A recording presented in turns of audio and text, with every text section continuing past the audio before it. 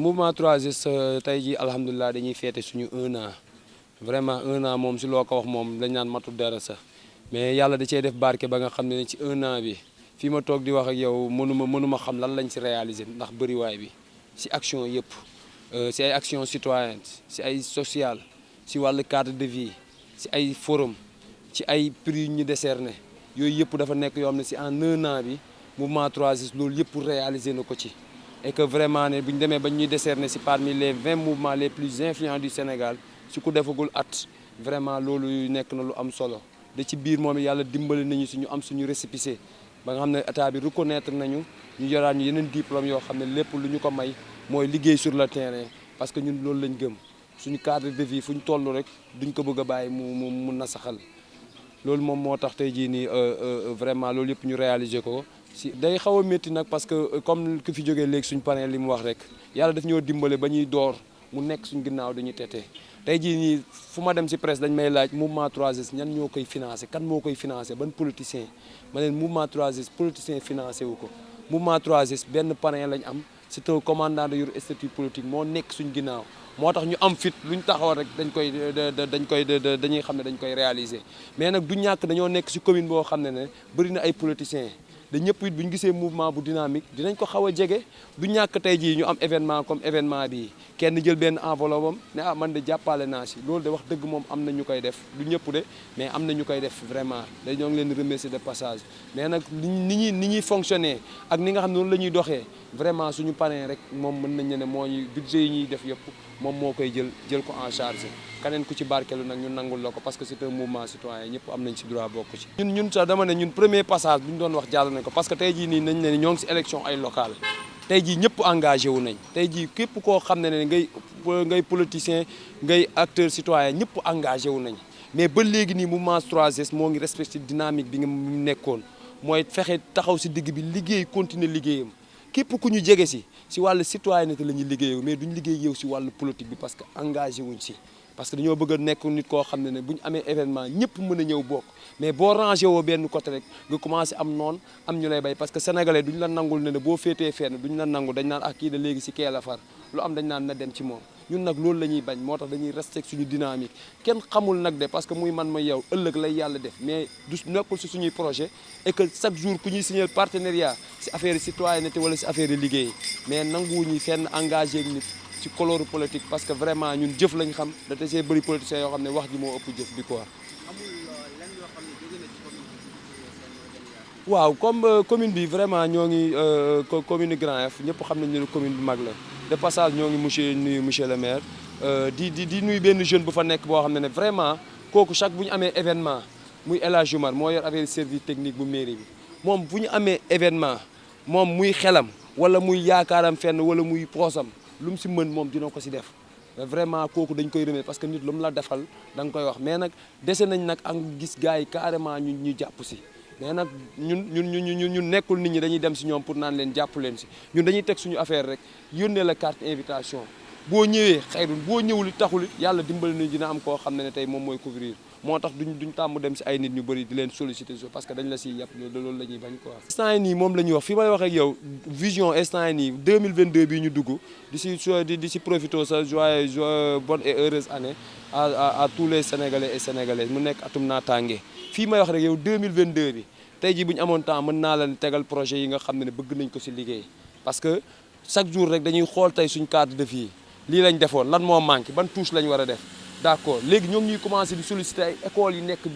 biti parce que LGI Mbao nga xam ne fa la defee woon si primaire tey jii rek ñoo ngi solliciter mouvement bi pour mu ñëw defal leen décoration seen biir école bi parce que gis nañ ñu def ko feneen kon tey jii nit ñi si biti ñoo ngi soxla mouvement 3S pour muy déployer équipe am di ñëw de loolu ñun dañ siy kontaan bu ñu nit solliciter parce que def nañ ko à benn école bi nekk Grand Yoff Kalidou Sy dañoo dem orné ko yooyu vraiment def ñu combler action yi moo ñu gën a neex action yi ñuy def sax kon tey jii nii projet yu bëri moo ngi waat suñu kanam yoo xam ne bëgg nañ ko réaliser si biir 2022 bi li may xalaat moom ki fiy ñëw moom liggéey bu bëri moo ngi ko fiy xaar parce que bu ñu waxee dëgg parce que Grand Yoff vraiment vrai Grand Yoff war na damay xool ne war na mën a passé fii parce que Grand Yoff tey jii bokk na si biir Dakar Parcelles Assainies peut-être moo ko ëpp population bu dul moom Grand Yoff moo si topp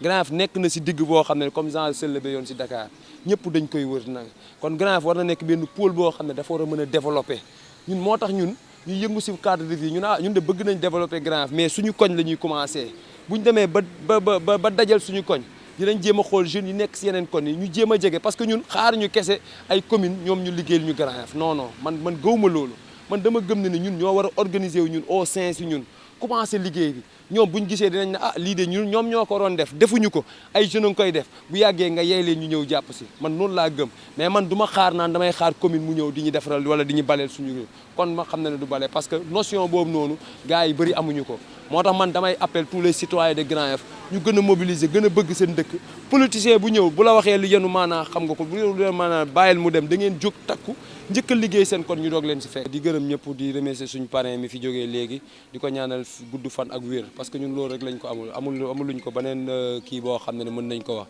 di ko remercier di remercier membres yi taxaw yëpp et que vraiment di invité ñëpp nañ ñëw tey jii si journée mouvement bi cérémonie officielle baa ngi am si kanam demain nag c'est la grande finale première édition commandant Abdoulaye Ndiaye demain à 10h au terrain Scat Urbam venez nombreux ngeen ñëw ñu fête ko et que commencé waat si liggéey bi fête bi moom bu jeexee rek ñoo ngi waat si liggéey kon bonne et heureuse année à tous les Sénégalaises et Sénégalais.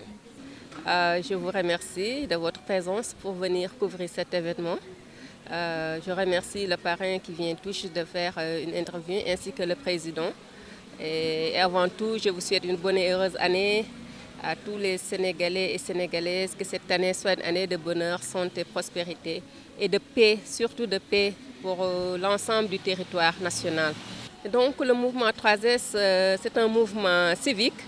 uniquement pour essayer d'améliorer le cadre de vie de cette localité de Scat Urbam. On a fait plusieurs activités durant l'année passée, puisqu'on est en 2022.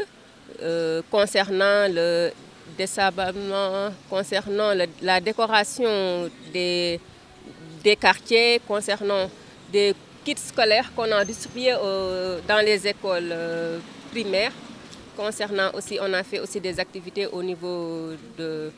la grande mosquée. On a aussi décoré une école élémentaire qui se trouve à Grand Yoff et d'autres plein d'activités. Donc notre objectif, c'est essayer d'améliorer notre cadre de vie dans la propreté et tout ça. Parce que le cadre de vie, c'est pour qu'on puisse avoir une bonne santé, il faut d'abord avoir un bon cadre de vie. Et j'ai remarqué que nous, Sénégalais, on est un tout petit peu négligents de ce côté-là. Donc on préfère nettoyer à l'intérieur des maisons et laisser l'extérieur. Et ça peut améliorer des maladies et tout ça. Et le cadre de vie, je pense que dans sa globalité, c'est ce qui doit être un primordial pour tout un chacun. On ne peut pas dire exactement, mais de temps en temps, quand il y a des activités, ils peuvent nous tendre la main un tout petit peu en amenant une participation, une modeste participation. Mais le mouvement est encadré dans tout son ensemble par son parrain, commandant Abdoulaye Ndiaye. C'est lui qui finance toutes nos activités. Oui, le mouvement est apolitique, mais on n'exclut pas les autorités qui veulent nous encadrer, parce que c'est notre localité à tout le monde. On ne les exclut pas, mais le mouvement est apolitique. Donc, mais on n'exclut pas les politiques qui veulent venir pour nous encadrer, pour nous épauler, parce qu'on en a besoin pour mieux améliorer le cadre de vie, avoir des financements, parce que ça demande aussi des moyens. Donc je lance un appel à tous les jeunes d'ici de la localité Scat Urbam et de Grand Yoff environnant, parce que presque c'est les mêmes localités. Donc il faut qu'ils essayent d'enlever cette ancienne mentalité qui à chaque fois qu'on dise c'est pour l'État, c'est l'État qui doit faire ceci ou bien c'est l'État qui doit s'occuper de ceci. Parce que ce n'est pas l'État qui va venir nettoyer notre quartier, ni nettoyer, ni essayer de s'occuper des gravats et tout ça qui existe. C'est à nous, population, c'est à nous, habitants, qui essayons de faire un effort et peut-être l'État viendra à notre secours. Donc je lance un appel pour qu'ils se mobilisent davantage les jours libres, des week-ends, parce que presque nos activités, c'est durant toute la semaine, mais en général, les nettoiements et tout ça, on les fait durant les week-ends, de venir et de faire le maximum, d'enlever cette insalubrité qui engraine notre quartier, surtout au niveau de Grand Yoff et peut-être des fois des gravats qui aussi gênent les habitants de cette localité. Voilà.